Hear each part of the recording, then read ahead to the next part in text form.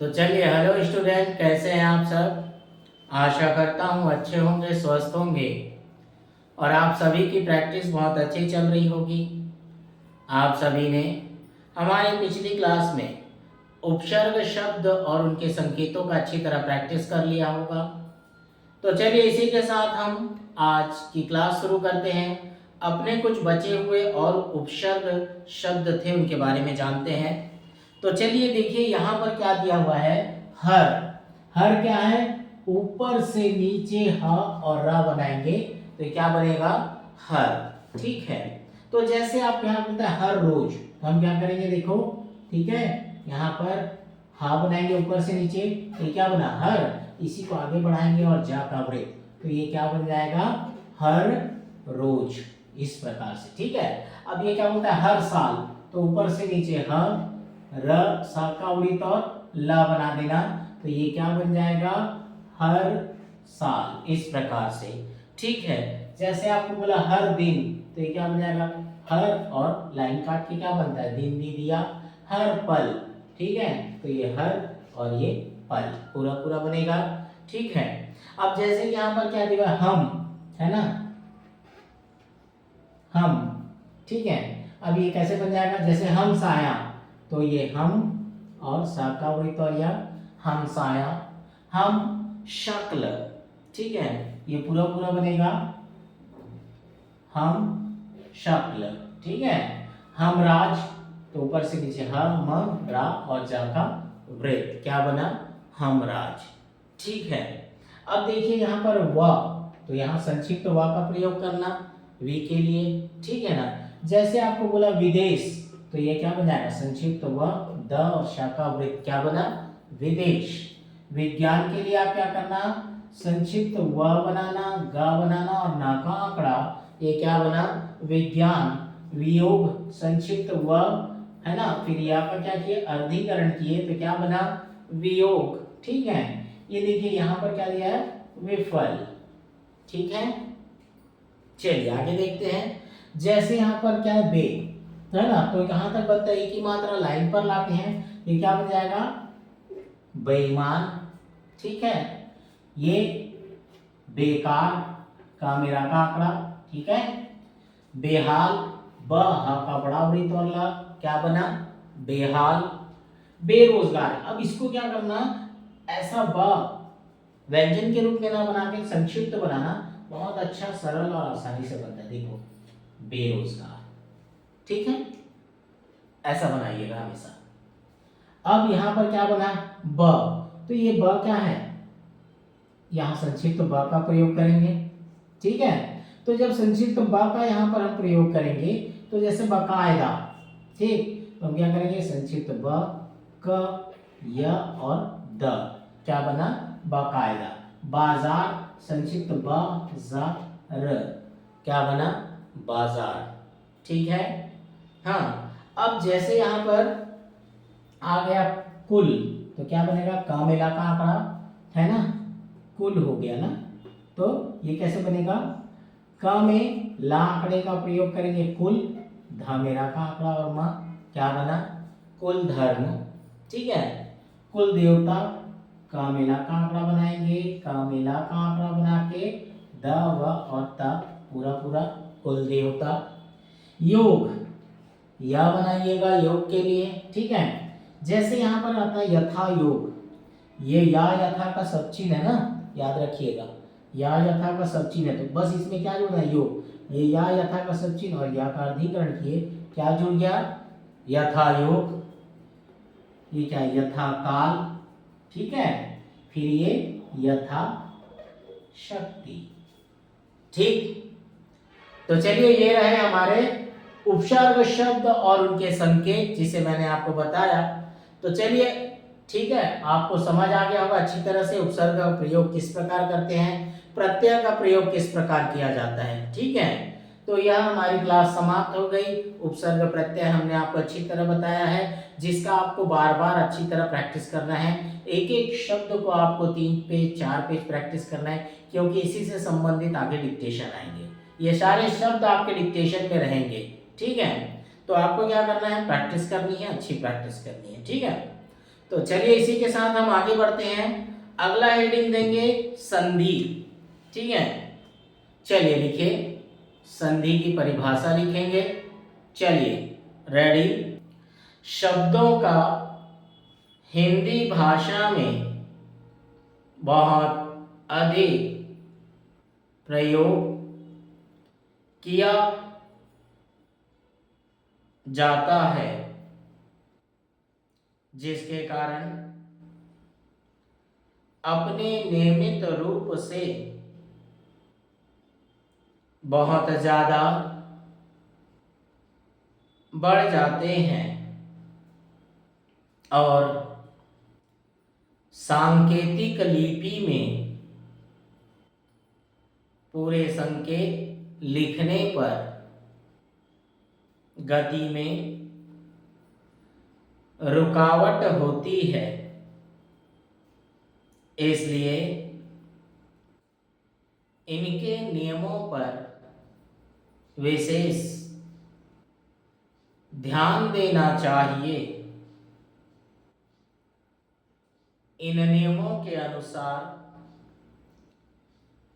लिखे जाने पर शब्द बहुत छोटे संकेतों में लिखे जा सकते हैं। पैरा, संधि में कम से कम 2 शब्द होते हैं। एक जिसमें संधि की जाती है और दूसरा जिसकी संधि की जाती है, जिसमें संधि की जाती है उस शब्द को यथानियम पूरा लिखना चाहिए, पर जिस शब्द की संधि की जाती है उसका पहला अक्षर जिस शब्द में संधि की जाती है उसके पहले या बाद प्रथम, द्वितीय या तृतीय स्थान पर शब्द के पास रखना चाहिए। ठीक है, तो चलिए ये रही हमारी संधि की परिभाषा। ठीक है, जैसे आपके पास संधि बनता है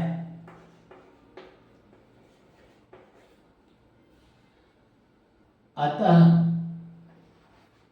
अति, भांति, तौर इत्यादि, अत्यंत। ठीक है, तो यह कैसे बनेगा? अतः, अति के लिए आपने क्या पढ़ा है? लाइन के ऊपर शब्द चिन्ह, भांति, तौर कहाँ पढ़ा? लाइन पर, और इत्यादि अत्यंत के लिए क्या किया था? लाइन काट के बनाया था। तो ये रहे हमारे संधि। ठीक है, चलिए अगली परिभाषा लिखते हैं, क्रिया। लिखें, सबसे पहले ये जानना जरूरी है कि क्रिया है क्या। क्रिया का मतलब क्या होता है? कार्य करना, कोई भी काम करना। ठीक है, तो वह क्रिया के अंतर्गत आता है। तो चलिए इसकी परिभाषा लिखते हैं। काम करने या होने को क्रिया कहते हैं। सर्वनाम के समान यह भी ध्यान देने योग्य विषय है। रूप के विचार से नियमानुसार इनके कुछ साधारण चिन्ह निर्धारित किए गए हैं, जो लिपि को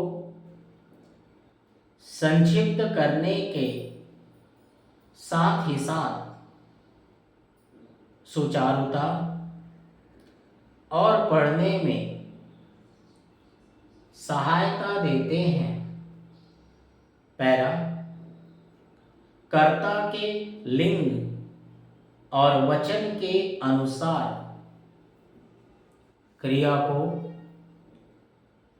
मुहावरे से पढ़ना होता है। जैसे यदि जाता शब्द लिखा है तो वे के साथ जाते और वह कोष्ठक में स्त्रीलिंग के साथ जाति पढ़ा जाएगा। ठीक है, तो क्रिया क्या होती है? कार्य करने को क्या कहते हैं? हम क्रिया कहते हैं। ठीक है, देखिए यहां पर क्या हो जाएगा, ये क्रिया है ना, कार्य करने को क्रिया कहते हैं। ठीक है ना, तो यहां पर मुहावरे के अनुसार पढ़ना होता है। जैसे जाता के साथ क्या आता है ना, तो वे के साथ क्या आएगा? जाते आएगा। ठीक, अगर स्त्रीलिंग है तो क्या हो जाता है? वो जाति पढ़ा जाता है। ठीक है, जैसे यहां पर बोलते हैं काम। ठीक है, काम करने के लिए,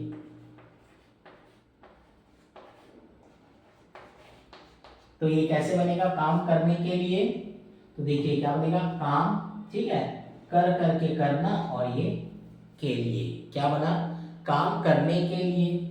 जैसे आप यहां बोलते हैं काम कराने, ठीक है, के लिए, तो ये भी वैसे बनेगा काम कराने के लिए, बस इसमें क्या लग जाएगा? मात्रा का प्रयोग करेंगे। ठीक है, अगर यह कहता है आपको काम करवाने के लिए, तब कैसे बनेगा ये? काम।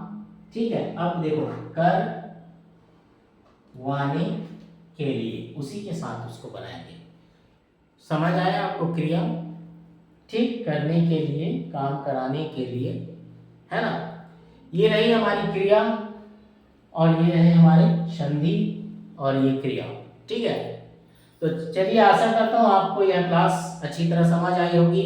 उपसर्ग के कुछ शब्द बचे थे जिसे मैंने आपको बताया, क्रिया है ना और संधि है ना। तो इस तरीके से यह क्लास पूरा होता है। आने वाली क्लास में हम क्या करेंगे?